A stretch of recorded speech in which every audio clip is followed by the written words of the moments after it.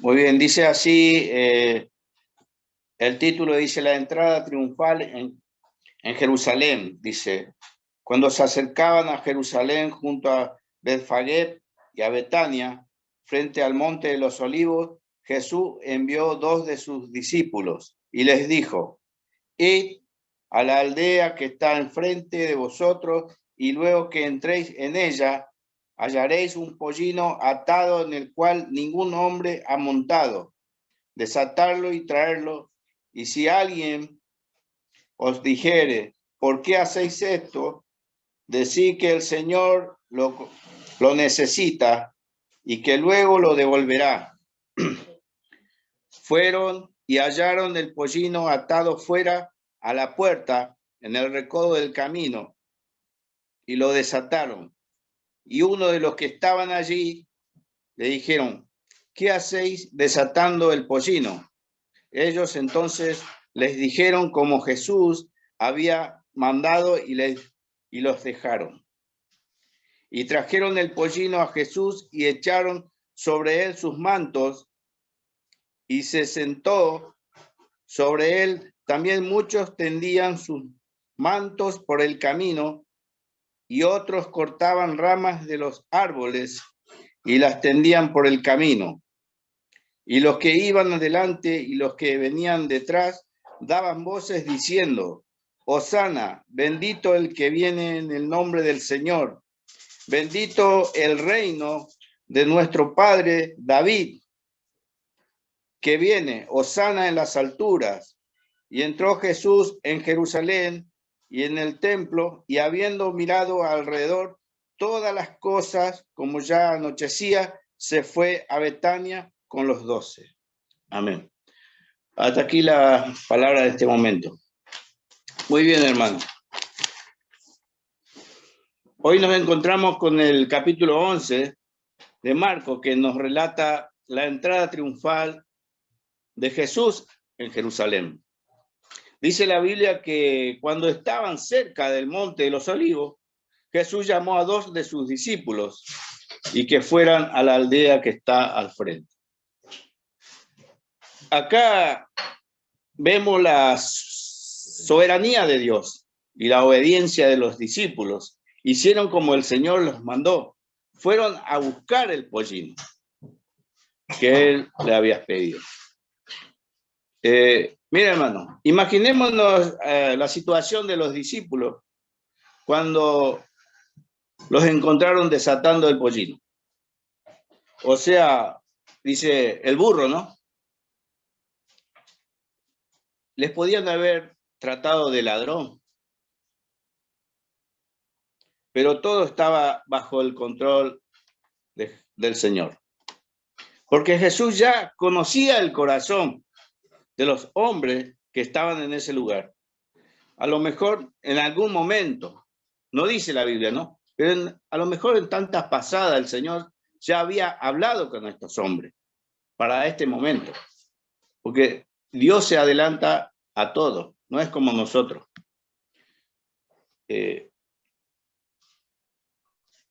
Conocía el corazón de estos hombres en ese lugar que pasó por ahí en algún momento y en algún momento que él haya pasado, haya hablado ya con estos hombres para esta situación. Para que veamos, todo estaba controlado por el Señor. Veamos esto, según un estudio histórico, la costumbre que tenían en ese tiempo dice que nunca sacaban un pollino a la calle que no haya sido montado. Dice que este tipo de animal siempre se guardaba en el fondo de la casa. Solamente se usaba en caso muy especial, como para transportar a una persona muy especial, o sea, un rey. Eso era a persona importante, transportaba estos animales que nadie aún había domado. Esto sería la última semana que Jesús estaba entrando libremente. Esto era una preparación para cuando llegue el momento que él iría llevando la cruz, en la cual estaría cargando el pecado de todos aquellos que creyeron en él y por lo que hayan de creer a través del evangelio. Esto era lo que estaba pasando en este lugar. Jesús estaba preparando ya para los últimos acontecimientos. En estos pasajes vemos que lo aclamaban como rey, a la vez como el Mesías, porque mucha de la gente que estaba ahí vieron los milagros que él hizo. Los conocían, sabían quién era. Lo proclamaban como el Salvador, pero la mayoría pensaban que él era el rey terrenal, el que los libertaría de los romanos. Pero sin embargo, vino para salvar a los pecadores, muriendo en la cruz con todo el peso de la ira de Dios. No era que él iba a reinar en lo terrenal. Así que ni idea tenían esta gente de qué tipo de reino se trataba el reino que Jesús estaba ofreciendo. En el libro de Zacarías nos dice de qué tipo de animal sería lo que los transportaría a Jerusalén en la última semana para completar la obra que el Padre le encomendó aquí en la tierra. Vamos a leer Zacarías capítulo 9, del versículo 9, la cual habla de él. Dice, el futuro rey de Sión. Y esto le decía en la profecía. Se estaba cumpliendo esta profecía. Por eso es que se llama la entrada triunfal, porque Jesús está triunfando, en verdad, porque se estaba cumpliendo esta profecía, la cual habían ya profetizado. Por eso es que es un triunfo. No fue escrito solamente, sino que se estaba cumpliendo esta palabra. Cuando Dios usó a estos hombres para que profetizaran, esta era la profecía, la cual hablaba. Dice, el futuro rey de Sión, alégrate mucho, hija de Sión, das voces de júbilo, hija de Jerusalén. He aquí, tu rey vendrá a ti justo y salvador, humilde y cabalgando sobre un asno, sobre un pollino, hijo de An. Acá vemos que esta profecía se está cumpliendo. Y vemos que Jesús verdaderamente estaba entrando, la cual está escrito la profecía. Dice, pero dice en Apocalipsis 19, 16, dice que cuando él vuelva, ya no va a volver montado en un pollino. Ese va a ser el momento que cuando él regrese, vendrá, dice, montado sobre un corcel blanco y vuelve para hacer justicia, para aplastar a todos sus enemigos y ponerlo al estrado de sus pies. Ahora, hermano, ¿por qué él montó un pollino en ese momento? Según la historia dice que en esa época solamente un rey podía montar un animal y él era un rey. Él es un rey, ese es el rey, un verdadero rey. Un rey iba a visitar un lugar importante y montaba un pollino, porque eso significaba que iba en paz. El significado de esto, nos encontramos que nosotros cuando escuchamos que se habla de paz, que él es el príncipe de paz, acá vemos que él entró a Jerusalén, no entró a pelear, sino que entró en paz. Nosotros venimos viendo de toda la sanidad que Jesús venía haciendo. Ahí nosotros vemos a Bartimeo cuando dice, hijo de David. Vemos que cuando Jesús le pregunta a Bartimeo, ¿qué querías que haga con él? Y Bartimeo le dice, recuperar la vista. Quería volver a ver. Quiere decir que Bartimeo no nació ciego. Y conocía todo esto. Ya conocía toda esta profecía a lo mejor. Porque él le dice, hijo de David. ¿Cómo sabe él que era hijo de David? La otra cosa, el por qué era la entrada triunfal de Jesús en Jerusalén. Ese era porque ahí se encontraban todos los principales y poderosos en ese día. Entonces, era lógico que Jesús tenía que estar en ese lugar.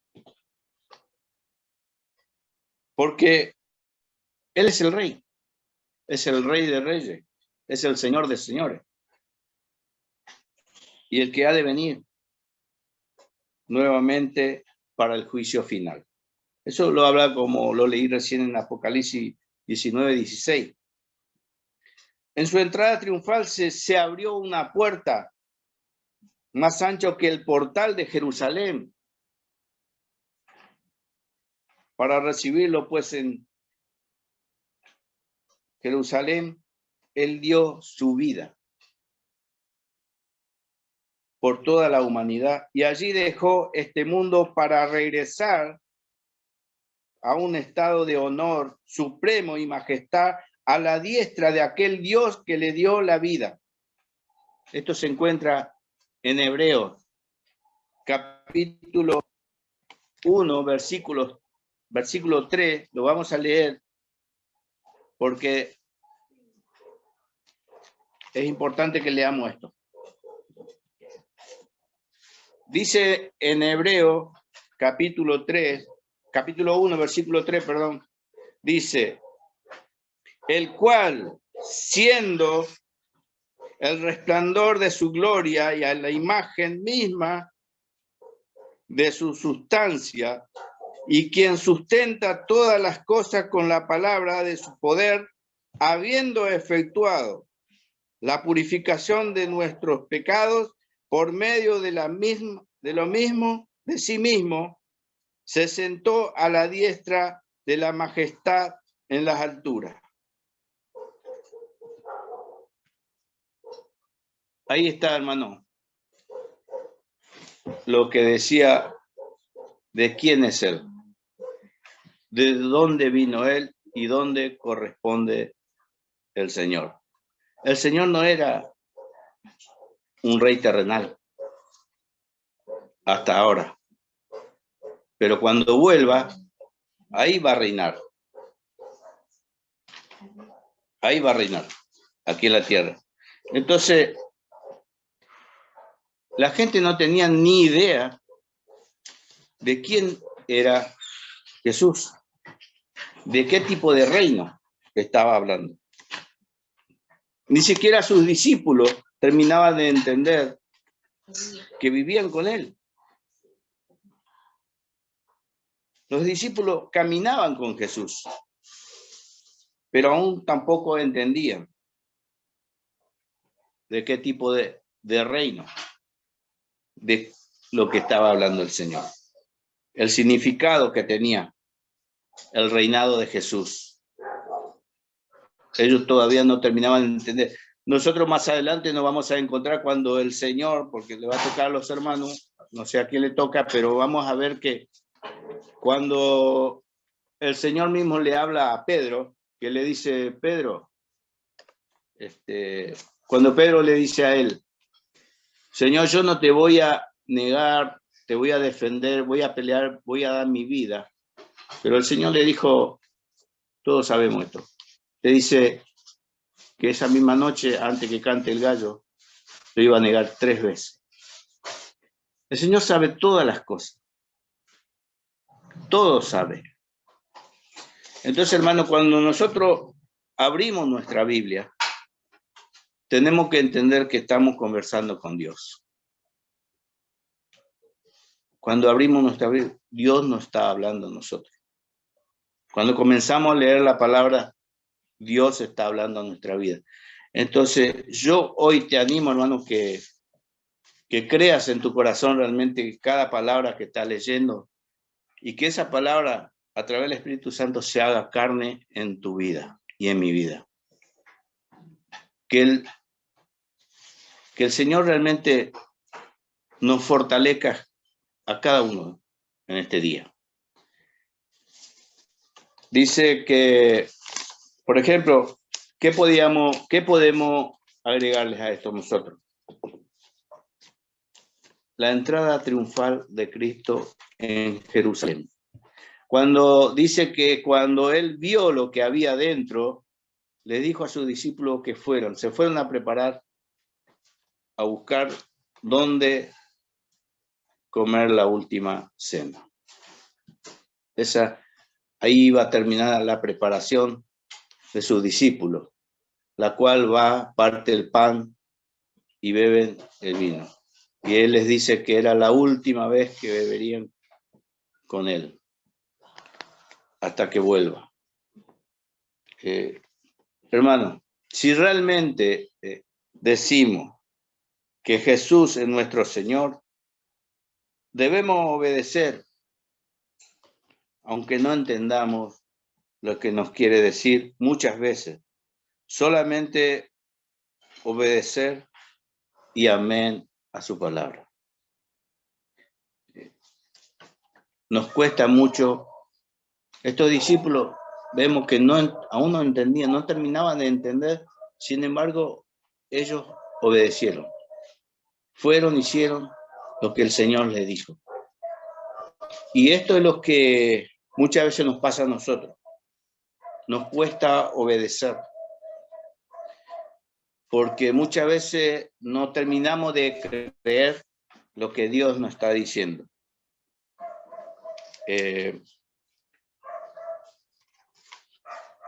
Voy a leer otra que escribí acá. Dice, el por qué era la entrada triunfal.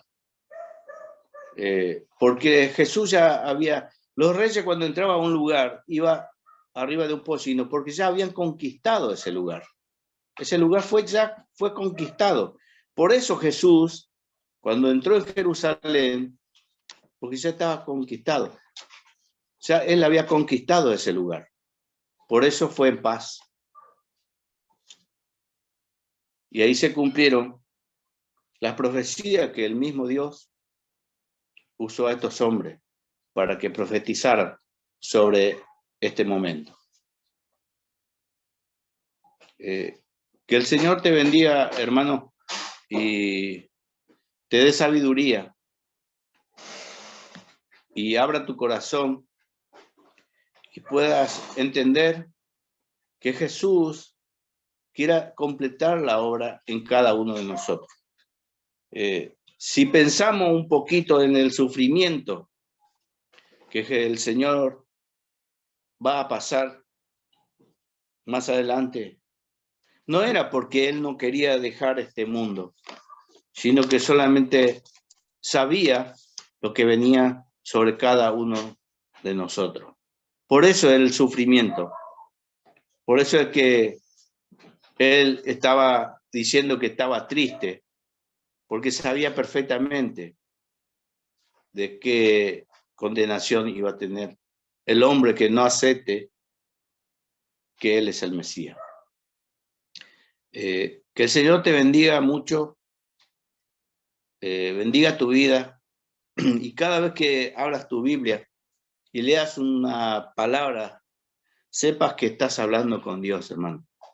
Decimos que la palabra de Dios está inspirado por el Espíritu.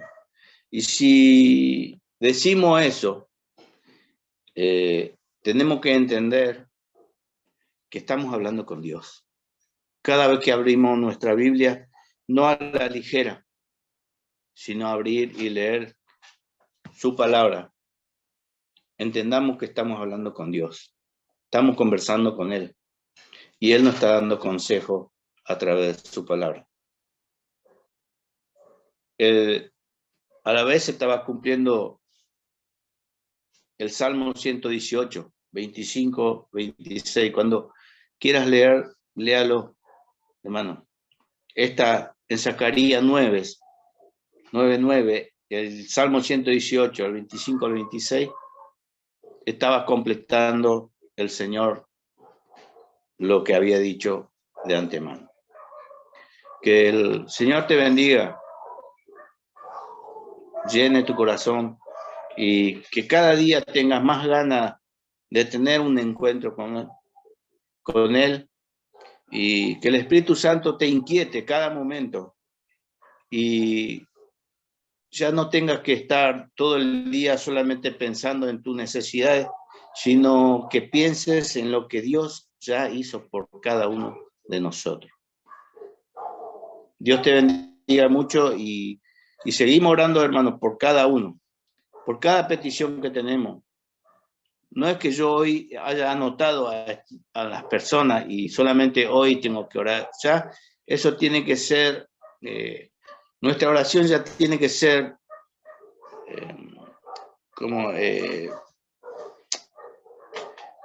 de todos los días, ya tiene que ser algo que esté en nosotros, que no solamente yo tenga que orar por mi hermano porque me pido oración, no. Tiene que ser una rutina. Nuestra oración tiene que ser una rutina. Todos los días debemos orar por nuestros hermanos, por cada uno de nuestros hermanos, en general, por la iglesia, por los hermanos que trabajan en la iglesia, por los pastores, por los diáconos. Hay que orar por ellos porque ellos son los que día a día se preocupan para que la iglesia continúe aquí en la tierra. Dios te bendiga, hermano, y espero que alguna de estas palabras haya tocado tu corazón. No es mi palabra, es la palabra de Dios, así que Dios te bendiga mucho. Seguimos orando.